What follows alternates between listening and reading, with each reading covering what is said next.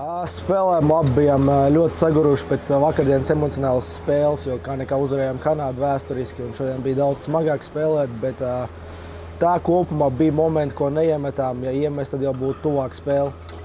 Kas varbūt bija tās galvenās atšķirības, ko jūti salīdzinot, piemēram, ar Kanādas spēli?